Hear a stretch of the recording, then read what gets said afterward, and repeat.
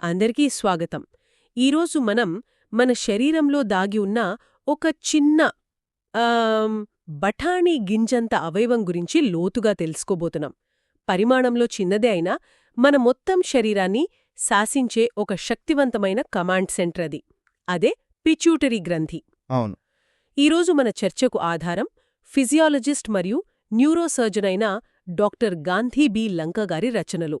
మన లక్ష్యమేమిటంటే శిక్షణలో ఉన్న ఫిజియాలజిస్టులు మరియు వైద్య విద్యార్థుల కోసం ఈ అంశాన్ని పూర్తిగా, సమగ్రంగా అర్థమయ్యేలా చేయడం. అవును. దాని నిర్మాణం దగ్గరుంచి అది స్రవించే హార్మోన్లు, వాటి నియంత్రణ, వైద్యపరమైన చిక్కుల వరకు అన్నీ చర్చిద్దాం. సరే, ఇక ఈ అంశాన్ని విడమర్చి చూద్దాం. ఖచ్చితంగా. పిట్యూటరీని మాస్టర్ గ్లాండ్ అనే ఎందుకంటారో మనం ఈరోజు చూడబోతున్నాం. ఎందుకంటే ఇది శరీరంలోని థైరాయిడ్, అడ్రినల్, గొనాయిడ్స్ వంటి ఎన్నో ఇతర ఎండోక్రైన్ గ్రంథులకు ఒక రకంగా బాస్ లాంటిది. బాస్ లాంటిదా? అవును. వాటిని ఏం చెయ్యాలో, ఎప్పుడు చెయ్యాలో నిర్దేశిస్తుంది. సరే, ముందుగా ఈ మాస్టర్ గ్లాండ్ మన శరీరంలో ఎక్కడ దాక్కొని ఉంటుంది? దాని ప్రధాన భాగాలేమిటి? ఇది మెదడు కింద పుర్రెలో సెల్లా టర్సికా అనే ఒక ఎముకతో చేసిన గూడులో చాలా భద్రంగా ఉంటుంది. సెల్లా టర్సికా. అవును. గుర్రం మీద వేసే జీను ఆకారంలో ఉంటుంది కాబట్టి దీనికి ఆ పేరు వచ్చింది. ఇది పైన ఉండే హైపోతలామస్కు ఒక చిన్న కాడ ద్వారా వేలాడుతూ ఉంటుంది. పైకి ఒకే అవయవంలా కనిపించినా చేసే పనిని బట్టి చూస్తే ఇవి రెండు. ఒక్క నిమిషం, అంటే రెండు వేర్వేరు ఫ్యాక్టరీలు ఒకే బిల్డింగ్లో ఉన్నట్లు అనమాట. ఖచ్చితంగా. మీరు చెప్పింది కరెక్ట్. మొదటిది యాంటీరియర్ పిట్యూటరీ లేదా ఎడినో హైపోఫైసిస్. ఇది అసలైన హార్మోన్ల factory. Growth hormone, TSH, ACTH వంటి ముఖ్యమైన హార్మోన్లన్నీ ఇక్కడే తయారవుతాయి. ఓకే. రెండవది పోస్టీరియర్ పిట్యూటరీ లేదా న్యూరోహైపోఫైసిస్. ఇది ఫ్యాక్టరీ కాదు, ఒక గిడ్డంగి లాంటిది. గిడ్డంగి? అవును, ఒక వేర్హౌస్. హైపోథలామస్లో తయారైన ఆక్సిటోసిన్, వాసోప్రెసిన్ అనే హార్మోన్లు ఇక్కడికి వచ్చి నిల్వ ఉంటాయి, అవసరమైనప్పుడు విడుదలవుతాయి. ఫ్యాక్టరీ, గిడ్డంగి ఈ రెండూ ఒకే చోట ఉన్నా వాటి పుట్టుక కూడా వేర్వేరు అని విన్నాను. అదెలా సాధ్యం? అదే అసలు విషయం. పిండంగా ఉన్నప్పుడు ఇవి ఎలా ఏర్పడతాయో చూస్తే ఆశ్చర్యం వేస్తుంది. యాంటీరియర్ పిట్యూటరీ అంటే మన ఫ్యాక్టరీ పిండం యొక్క నోటి పైకప్పు నుండి పైకి పెరిగే రాత్కే పౌచ్ అనే ఒక చిన్న సంచిలాంటి నిర్మాణం నుంచి వస్తుంది. నోటి పైకప్పు నుంచా? అవును. కాని పోస్టీరియర్ పిట్యూటరీ, మన గిడ్డంగి, పైన ఉన్న మెదడులోని నాడీ కణజాలం కిందికి పెరగడం వల్ల ఏర్పడుతుంది. అందుకే ఒకటి గ్రంథి కణజాలంతో మరొకటి నరాల చివర్లతో ఉంటుంది. అద్భుతం!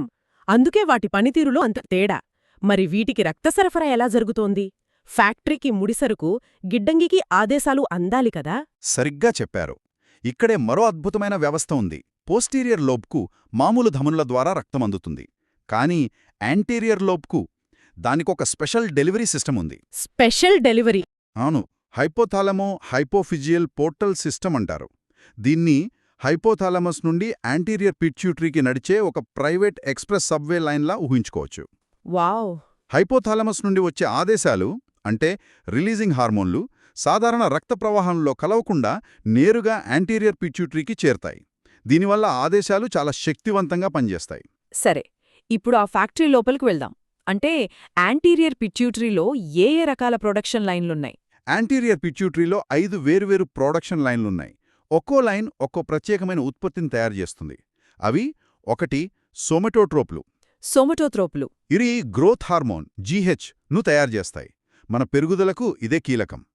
తర్వాత లాక్టోట్రోప్లు, ప్రొలాక్టిన్, కార్టికోట్రోపులేమో ఏసీటీహెచ్, ఇంకా థైరోట్రోప్లు టీఎస్హెచ్ను, గొనాడోట్రోప్లు ఎఫ్ఎస్హెచ్ మరియు ఎల్హెచ్లను స్రవిస్తాయి. ఓకే. ఈ కణాలన్నీ ఫెనెస్టిల్టేడ్ సైనోసాయిడల్ క్యాపిలరీలు అనే ప్రత్యేకమైన రక్తనాళాల పక్కన ఉంటాయి. ఈ రక్తనాళాలలో చిన్న చిన్న రంధ్రాలు, ఒక జల్లెడలాగా ఉంటాయి. దీనివల్ల తయారైన హార్మోన్లు వెంటనే రక్తంలోకి వెళ్ళిపోగలవు. ఇందులో ఎఫ్ఎస్హెచ్, ఎల్హెచ్, టీఎస్హెచ్ ఈ మూడు ఒకే కుటుంబానికి చెందినవి అంటారు కదా? వాటి నిర్మాణంలో ఏదో ప్రత్యేకత ఉందని విన్నాను. అవును. ఆ మూడింటిని గ్లైకోప్రోటీన్ హార్మోన్లు అంటారు. దీన్ని ఇలా ఆలోచించండి. ఈ మూడింటిలో ఆల్ఫా సబ్యూనిట్ అనేది ఒకే రకమైన తాళంచెవిలాంటిది. Universal key. ఎగ్జాక్ట్లీ. కానీ దానికి తగిలించిన బీటా సబ్యూనిట్ అనే కీచైన్ ఒక్కోదానికి ఒక్కోలా ఉంటుంది. ఆ ప్రత్యేకమైన కీచైన్ వల్లే ఆ హార్మోన్ ఏ తాళాన్ని అంటే ఏ రిసెప్టర్ను తెరవాలో దానికి తెలుస్తుంది. ఆసక్తికరంగా ఉంది. అంటే ఈ ఫ్యాక్టరీ ఎప్పుడూ ఒకేలా పనిచేయదు, అవసరాలకు అనుగుణంగా మారగలదు అన్నమాట. ఉదాహరణకు గర్భం సమయంలో. ఖచ్చితంగా. పిచ్యుటరీ చాలా డైనమిక్. గర్భం లేదా యుక్త వయస్సు వంటి శారీరక డిమాండ్లను బట్టి ప్రొడక్షన్ లైన్ల సైజు మారుతుంది. ఉదాహరణకు గర్భధారణ సమయంలో పాల ఉత్పత్తికి సిద్ధం కావడానికి లాక్టోట్రోపుల సంఖ్య విపరీతంగా పెరుగుతుంది. దానికి కారణం ఈ గ్రంథిలో ఉండే అడల్ట్ స్టెమ్ సెల్స్. ఇవి అవసరాన్ని బట్టి ఏ ప్రొడక్షన్ లైన్లోనైనా చేరి ఆ హార్మోన్ను తయారు చేయగలవు. ఇందాక ఏసీటీహెచ్ గురించి చెప్పారు. అది పిఓఎంసి అనే ఒక పెద్ద అణువు నుండి వస్తుందని విన్నాం. దీనికి మన చర్మం రంగుకు సంబంధం ఏమిటి? ఇది చాలా ఆశ్చర్యంగా ఉంది. పిఓఎంసి అనేది ఒక పెద్ద మాస్టర్ మాలిక్యూల్ లాంటిది. శరీరం దాన్ని ఒక పొడవాటి రిబ్బన్లా కత్రించి వేర్వేరు చిన్న ఉపయోగపడే ముక్కలను తయారుచేస్తుంది. ఆ ముక్కలలో ఒకటి ఏసీటీహెచ్, ఒత్తిడిని ఎదుర్కోవడానికి. ఓకే. మరొకటి బీటా ఎండార్ఫిన్, అంటే శరీరం యొక్క సహజ నొప్పి నివారిణి. ఒకే మూల నుంచి బహుళ ప్రయోజనాలు. నిజమే. ఇప్పుడు చర్మం రంగు విషయానికొస్తే ఏసీటీహెచ్ స్థాయిలు చాలా ఎక్కువగా ఉన్నప్పుడు అది మన చర్మంలోని మెలనోసైట్స్పై ఉండే మెలనోకార్టిన్ 1 రిసెప్టర్లను ప్రేరేపిస్తుంది. దీనివల్ల మెలనిన్ ఉత్పత్తి పెరిగి చర్మం రంగు ముదురుగా మారుతుంది. దీనికి ఏదైనా క్లినికల్ ఉదాహరణ ఉందా? అంటే మనం రోగులలో దీన్ని చూడగలమా? తప్పకుండా. ప్రాథమిక అడ్రినల్ వైఫల్యం అంటే యాడిసన్స్ వ్యాధిలో అడ్రినల్ గ్రంథులు కార్టిసాల్ను ఉత్పత్తి చేయలేవు. ఓ. దానివల్ల నెగటివ్ ఫీడ్బ్యాక్ ఆగిపోయి పిట్యూటరీ విపరీతంగా ఏసీటీహెచ్ను ఉత్పత్తి చేస్తుంది. ఫలితంగా రోగుల చర్మం, ముఖ్యంగా మడతలు, మచ్చలు ఉన్న చోట నల్లగా మారుతుంది. హైపర్ పిగ్మెంటేషన్ అంటారు. దీనికి వ్యతిరేకంగా కూడా ఉంటుందా? ఉంటుంది.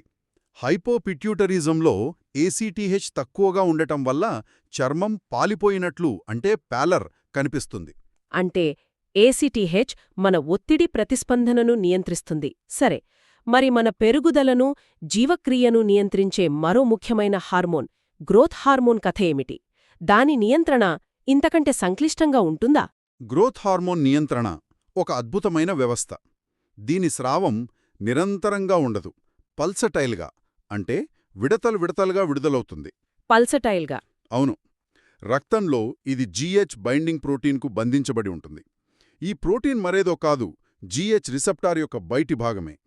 ఇది ఒక రిజర్వాయర్గా పనిచేస్తూ జీహెచ్ స్థాయిలలోని ఆకస్మిక హెచ్చుతగ్గులను సున్నితంగా మారుస్తుంది. ఇంతకీ ఈ విడుదలను ఎవరు కంట్రోల్ చేస్తారు? హైపోథాలమస్ పాత్రేమిటి? కంట్రోల్ మొత్తం హైపోథాలమస్ చేతిలోనే ఉంటుంది. అక్కడి నుండి వచ్చే జీహెచ్ఆర్హెచ్ అంటే గ్రోత్ హార్మోన్ రిలీజింగ్ హార్మోన్ జీహెచ్కు యాక్సిలరేటర్ లాంటిది. యాక్సిలరేటర్. అదే సమయంలో సొమెటోస్టాటిన్ అనే హార్మోన్ బ్రేక్లా పనిచేస్తుంది. ఈ రెండింటి మధ్య సమతుల్యత వల్లే జీహెచ్ విడుదలవుతుంది. ఆసక్తికరంగా కడుపు నుండి విడుదలయ్యే గ్రెల్లిన్ అనే ఆఖరి హార్మోన్ కూడా జీహెచ్ను శక్తివంతంగా ప్రేరేపిస్తుంది. మరి ఫీడ్బ్యాక్ మెకానిజం? ఫ్యాక్టరీ ఎక్కువ ఉత్పత్తి చేస్తే ఆపమని చెప్పాలి కదా? ఖచ్చితంగా. ఇది ఒక classic negative feedback loop. GH మరియు దానివల్ల కాలేయంలో ఉత్పత్తయ్యే ఐజీఎఫ్ మైనస్ రెండు తిరిగి హైపోథాలమస్ మరియు పిట్యూటరీపై పనిచేసి జీహెచ్ విడుదలను నిరోధిస్తాయి. ఓకే.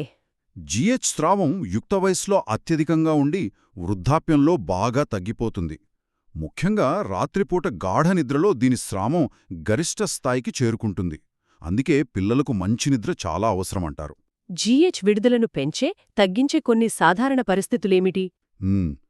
రక్తంలో గ్లూకోజ్ తగ్గటం అంటే హైపోగ్లైసీమియా, ఉపవాసం, తీవ్రమైన వ్యాయామం, ఒత్తిడి, ఇంకా అర్జినిన్ వంటి అమైనో ఆమ్లాలు జీహెచ్ను పెంచుతాయి. మరి తగ్గించేవి? దీనికి విరుద్ధంగా రక్తంలో గ్లూకోజ్ పెరగడం, కార్టిసాల్ మరియు ఫ్రీ ఫ్యాటీ యాసిడ్లు దీనిని నిరోధిస్తాయి. సరే, ఇంతకీ గ్రోత్ హార్మోన్ శరీరంలో చేసే పనులేమిటి? పేరుకు తగ్గట్టే పెరుగుదలకు మాత్రమేనా? పేరులో పెరుగుదలున్నా దీని పనులు చాలా విస్తృతమైనవి. 1. పెరుగుదల. యుక్తవయసు వచ్చేవరకు మన ఎముకల చివర్లలో ఎపిఫైసియల్ ప్లేట్ అనే మృదులాస్థి ప్లేట్లు ఉంటాయి. జీహెచ్ ఈ ప్లేట్ల వద్ద కొత్త కణాలను ఉత్పత్తి చేసి ఎముకల పొడవు పెరిగేలా చేస్తుంది. ఓకే. ఈ ప్లేట్లు మూసుకుపోకముందు జీహెచ్ అధికమైతే గిగాంటిజం వస్తుంది. వ్యక్తి అసాధారణంగా పొడవుగా పెరుగుతారు. మూసుకుపోయిన తర్వాత అధికమైతే ఆక్రోమెగిలీ వస్తుంది. దీనిలో చేతులు, కాళ్ళు, దవడ వంటివి వెడల్పుగా లావుగా అవుతాయి. మరి జీవక్రియ మీద దాని ప్రభావం? జీవక్రియ మీద కూడా చాలా ప్రభావం ఉంటుంది. ఇది ఒక శక్తివంతమైన ప్రోటీన్ యానబాలిక్ హార్మోన్, అంటే కండరాలను నిర్మిస్తుంది. అదే సమయంలో ఇది డయాబెటోజెనిక్ కూడా, అంటే ఇన్సులిన్ చర్యను వ్యతిరేకించి రక్తంలో గ్లూకోజ్ను పెంచుతుంది. అలాగే కొవ్వులను విచ్ఛిన్నం చేసి శక్తిని విడుదల చేస్తుంది. ఇందాక IGF-1 అని చెప్పారు. దాన్ని సొమటోమెడిన్ అని కూడా అంటారు కదా. జీహెచ్ నేరుగా పనిచేస్తుందా లేక ఈ IGF-1 ద్వారా పనిచేస్తుందా? ఇది చాలా కాలం పాటు ఉన్న ఒక ప్రశ్న. ఇప్పుడు మనకు తెలిసిందేమిటంటే జీహెచ్ రెండూ చేస్తోంది. రెండూ చేస్తుందా? అవును. జీహెచ్ ఒక ఆర్మీ జనరల్ లాంటిది. కొన్ని పనులను తనే నేరుగా చేస్తుంది, కానీ చాలా ముఖ్యమైన పెరుగుదల పనిని మాత్రం తన కింద పనిచేసే లోకల్ కమాండర్ అంటే IGF-I ద్వారా చేయిస్తోంది. ఓ, అంటే జీహెచ్ ఆర్డర్ వేస్తోంది, కానీ అసలు పనిచేసేది IGF-I అన్నమాట. సరిగ్గా చెప్పారు. జీహెచ్ కాలేయం మరియు ఇతర కణజాలాలను IGF-Iను ఉత్పత్తి చేయమని ఆదేశిస్తోంది. పుట్టిన తర్వాత మన పెరుగుదలకు ఈ IGF-I చాలా ముఖ్యం. అంటే సరైన పెరుగుదల అనేది ఒక హార్మోన్ల బృందగానం లాంటిది. ఇందులో జీహెచ్ ఒక్కటే వైద్యం కాదు. ఇంకా ఎవరెవరున్నారు ఈ బృందంలో? ఖచ్చితంగా. సరైన పెరుగుదలకు జీహెచ్ మరియు IGF-Iలతో పాటు థైరాయిడ్ హార్మోన్లు, సెక్స్ స్టెరాయిడ్లు అంటే ఆండ్రోజెన్లు, ఈస్ట్రోజెన్లు, ఇన్సులిన్ అన్నీ సరైన మోతాదులు అవసరం. అన్నీ కావాలి. అవును. యుక్త వయస్సులో వచ్చే పెరుగుదల వేగానికి, ఆ ప్యూబటల్ గ్రోత్ స్పట్కు జీహెచ్ మరియు సెక్స్ స్టెరాయిడ్ల కలయిక కారణం. ఆ తర్వాత ఆసక్తికరంగా ఈస్ట్రోజెన్లు పురుషులలో కూడా ఆ ఎపిఫైజియల్ ప్లేట్లను మూసివేసి పొడవు పెరగడాన్ని ఆపివేస్తాయి. ఓ, అలాగా. మరి పొట్టిగా ఉండటానికి అంటే మరుగుజ్జుతనానికి కారణాలేమిటి? అనేక కారణాలున్నాయి. జీహెచ్ లోపం కావచ్చు, IGF-I లోపం కావచ్చు, లేదా జీహెచ్ రిసెప్టర్ లోపం. దీన్ని లారెన్ డ్వార్ఫిజం అంటారు. ఇందులో జీహెచ్ ఉన్నా శరీరం స్పందించదు. హైపోథైరాయిడిజం కూడా ఒక కారణమే. ఇప్పటివరకు మనం పెరుగుదల, జీవక్రియ గురించి మాట్లాడాం. ఇక మిగిలిన ప్రొడక్షన్ లైన్ల ఉత్పత్తులైన FSH, LH మరియు ప్రోలాక్టిన్ గురించి చర్చిద్దాం. సరే. FSH మరియు LHలను కలిపి గొనాడోట్రోపిన్లు అంటారు. ఎందుకంటే అవి గొనాడ్స్పై పనిచేస్తాయి. గొనాడ్స్ అంటే? పురుషులలో వృషణాలు, స్త్రీలలో అండాశయాలు. పురుషులలో FSH స్పర్మ్ ఉత్పత్తికి, LH టెస్టోస్టెరాన్ ఉత్పత్తికి సహాయపడతాయి. స్త్రీలలో FSH అండాశయ ఫాలికల్స్ పెరుగుదలకు, LH అండం విడుదల అంటే ఓవ్యులేషన్కు కారణమవుతాయి. అయితే ప్రోలాక్టిన్ నియంత్రణ మిగతా వాటికంటే చాలా భిన్నంగా ఉంటుందని అంటారు కదా, దాని ప్రత్యేకత ఏమిటి? అవును. ఇక్కడే పిట్యూటరీ ఫిజియాలజీలో ఒక విచిత్రమైన విషయం ఉంది. మిగతా అన్ని యాంటీరియర్ పిట్యూటరీ హార్మోన్ల విషయంలో హైపోథాలమస్ నుండి యాక్సిలరేటర్ నొక్కితే అవి విడుదలవుతాయి. కానీ ప్రోలాక్టిన్ మాత్రం ఎప్పుడూ టోనిక్ ఇన్హిబిషన్లో ఉంటుంది. ఒక్క నిమిషం, ఇది చాలా ఆసక్తికరంగా ఉంది. అంటే మిగతా హార్మోన్ల విషయంలో మనం యాక్సిలరేటర్ నొక్కినట్లు, కానీ ప్రోలాక్టిన్ విషయంలో మాత్రం హైపోథాలమస్ ఎప్పుడూ బ్రేక్ మీద కాలువేసి ఉంచి అవసరమైనప్పుడు మాత్రమే తీస్తుందన్నమాట. ఆ బ్రేక్ ఏమిటి? నేను సరిగ్గా అర్థం చేసుకున్నానా? ఖచ్చితంగా. మీరు చెప్పింది 100% నిజం. ఆ బ్రేక్ మరేదో కాదు, న్యూరో ట్రాన్స్మిటర్ అయిన డోపమైన్. డోపమైన్ నిరంతరం ప్రోలాక్టిన్ విడుదలను అణిచివేస్తుంది. అందుకే ఒకవేళ పిట్యూటరీ కాడును కత్తిరించినట్లయితే ఏమవుతుంది? మిగతా హార్మోన్లు తగ్గినా డోపమైన్ బ్రేక్ ఆగిపోవడం వల్ల ప్రోలాక్టిన్ స్రావం పెరుగుతుంది. ఇది చాలా ముఖ్యమైన క్లినికల్ పాయింట్. మరి దీని ప్రధాన నిధులేమిటి? గర్భం తర్వాత ఈస్ట్రోజెన్ మరియు ప్రొజెస్టరాన్ ద్వారా రొమ్ము కణజాలం సిద్ధమైన తర్వాత ప్రోలాక్టిన్ పాల ఉత్పత్తిని ప్రారంభిస్తుంది మరియు కొనసాగిస్తుంది. అంతేకాకుండా పాలిచ్చే తల్లులలో అండం విడుదలను ఆలస్యం చేస్తుంది. ఓకే. ఇది ఒక రకమైన సహజ గర్భనిరోధకంగా పనిచేస్తుంది. ఇప్పటివరకు మనం ఒక్కో హార్మోన్ గురించి చూశాం. ఒకవేళ ఈ మొత్తం మాస్టర్ గ్లాండ్, ఈ ఫ్యాక్టరీయే పనిచేయడం మానేస్తే ఏమవుతుంది? అదే హైపోపిట్యూటరిజం కదా? అవును. దాని ప్రభావం శరీరంపై చాలా తీవ్రంగా, విస్తృతంగా ఉంటుంది. ఒకదాని తర్వాత ఒకటిగా డోమినోలు పడిపోయినట్టు ఉంటుంది. అడ్రినల్ కార్టెక్స్ క్షీణించి, కార్టిసాల్ తగ్గి శరీరం చిన్న ఒత్తిడిని కూడా తట్టుకోలేని ప్రమాదకరమైన పరిస్థితి ఏర్పడుతుంది. అమ్మో! అలాగే థైరాయిడ్ సరిగ్గా పనిచేయదు. గునాడ్స్ క్షీణించి వంధ్యత్వం రావచ్చు. ఏసీటీహెచ్ తగ్గడం వల్ల చర్మం పాలిపోతుంది. జీహెచ్, కార్టిసాల్ తగ్గడం వలన ఇన్సులిన్ సెన్సిటివిటీ పెరిగి రక్తంలో గ్లూకోజ్ బాగా తగ్గిపోయే హైపోగ్లైసీమియా ప్రమాదం ఉంటుంది. ఇది చాలా తీవ్రమైన పరిస్థితిలా ఉంది. దీనికి ఒక ప్రత్యేకమైన కారణం షీహాన్ సిండ్రోమ్ గురించి చెప్తారు. వినడానికే చాలా భయంగా ఉంటుంది. అవును, ఇది ప్రసవ సమయంలో జరిగే ఒక విషాదకరమైన సమస్య. గర్భధారణ సమయంలో పిట్యూటరీ గ్రంథి పరిమాణంలో పెరుగుతుంది.